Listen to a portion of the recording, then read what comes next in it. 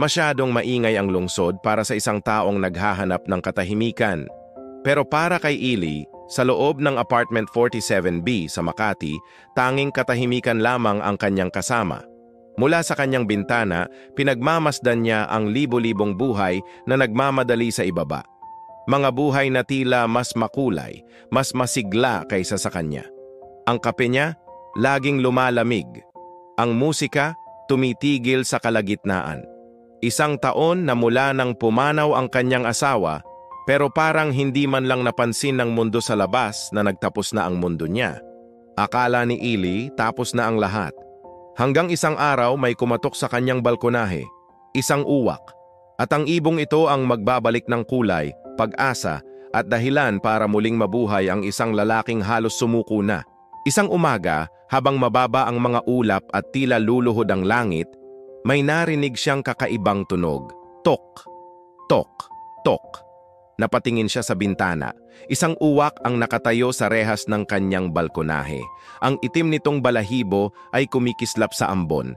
Nakatagilid ang ulo at ang mga matay matalim ngunit may kakaibang init.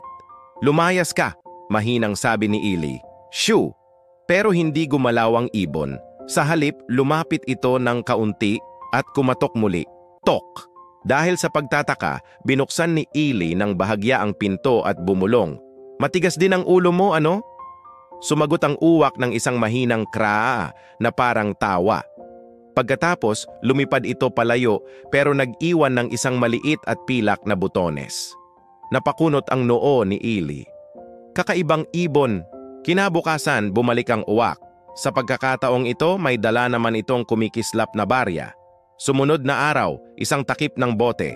Pagkatapos, isang piraso ng asul na salamin na kumikinang sa sikat ng umaga. Araw-araw, may dala itong regalo. At araw-araw, mas humahaba ang oras ng kanilang pag-uusap ni Ili.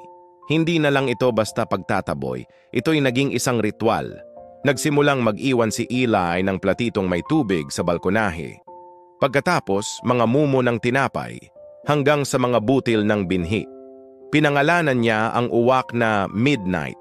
At bawat umaga darating ito, kumakatok, tumatalon, kumakaw, at tila nakikinig sa bawat salitang binibitawan ni Ili. Sa wakas, muling natutong tumawa si Ili kahit kaunti lamang. Ang katahimikan ng kanyang apartment ay napalitan ng mga tunog ng pakpak at ng buhay. Lumipas ang mga linggo, nagsimula nang lumabas si Eli sa kanyang apartment. Muli siyang nagpinta, isang bagay na hindi na niya ginawa mula nang mawala ang kanyang asawa. Ang una niyang obra, si Midnight, nakabuka ang mga pakpak, maliwanag ang mga mata. Ipinaskil niya ito sa itaas ng pintuan ng balkonahe, isang paalala ng hindi inaasahang pag-asa. Napansin ng mga kapitbahay ang pagbabago. Ang malungkot na lalaki sa 47B ay nakikita na nilang nakangiti. Minsan, may isang batang tumuro at sumigaw, "Nanay, tingnan mo, siya yung lalaki na may kausap na ibon." Napatawa si Eli ng malakas. Tumingin siya kay Midnight at sinabing, "Kaibigan kong madaldal, ano?" Sumagot ang uwak ng isang malakas na kraa na parang buong pusong pagsang-ayon. Ang dating kulungan ni Eli ay naging isang entablado ng pagkakaibigan. Ngunit isang gabing maunos, yumanig ang mga bintana sa lakas ng kulog at hangin. Naglakad-lakad si Eli sa loob ng kanyang apartment, hindi mapakali, puno ng pag-aalala. Hindi dumating si Midnight.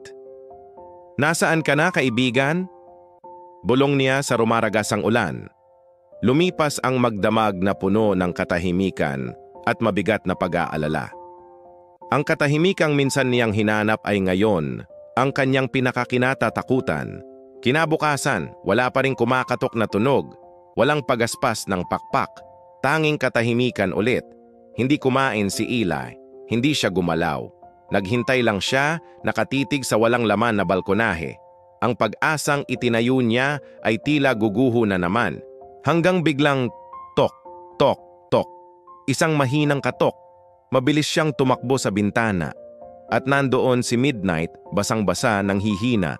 May hawak na maliit na puting balahibo sa kanyang tuka. Dahan-dahang binuksan ni Eli ang pinto. "Nasugatan ka," sabi niya habang nanginginig ang mga kamay. Maingat niyang kinuha ang ibon at pinunasan ng tuwalya ang basang mga balahibo nito. "Bakit ka lumabas sa bagyong iyon, ha? Hangal na nilalang." Ngunit tumitig lang si Midnight, mahina ngunit buhay. Inihilig nito ang ulo sa palad ni Eli at sa unang pagkakataon mula nang pumanaw ang kanyang asawa, umiyak si Eli, luha ng sakit, luha ng ginhawa, luha para sa mga panahong nanahimik siya at para sa kaibigang nagpaalala sa kanya kung paano muling maramdaman ang lahat. Mula noon, tuluyan nang nagbago ang buhay ni Eli.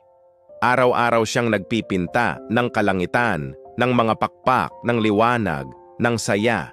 Nagsimulang bumili ng kanyang mga obra ang mga tao, bumisita ang mga kapitbahay, at muling bumalik ang halakhak sa kanyang tahanan. Palagi, sa tabi niya, nandoon si Midnight. Isang kaibigang may pakpak na nagbalik ng kulay sa dati niyang abu-abong mundo. Pagkalipas ng maraming taon, nang matanda na si Eli, madalas niyang ikuwento sa mga batang bumibisita sa kanyang hardin sa balkonahe. "Huwag ninyong maliitin ang isang maliit na kabutihan," sabi niya. "Kahit galing pa ito sa isang nilalang na may pakpak." At minsan kapag palubog na ang araw at kulay kahelang langit, isang aninong may pakpak ang dadaan sa balkonahe. Ngumiti si Eli at mahinang bubulong. "Salamat kaibigan." Minsan, ang paghilom ay hindi galing sa tao, kundi sa mga hindi inaasahang pagkakaibigan na nagpapaalala sa atin na kaya pa rin nating magmahal, tumawa at umasa. Kung ang isang maliit na kabutihan ay makapagliligtas ng puso ng isang tao ngayon, ikaw ba ang magbibigay nito? Salamat sa panonood. Kung nagustuhan ninyo ang kwentong ito, huwag kalimutang mag-like, mag-share at mag-subscribe para sa iba pang mga kwentong magbibigay inspirasyon. Hanggang sa muli.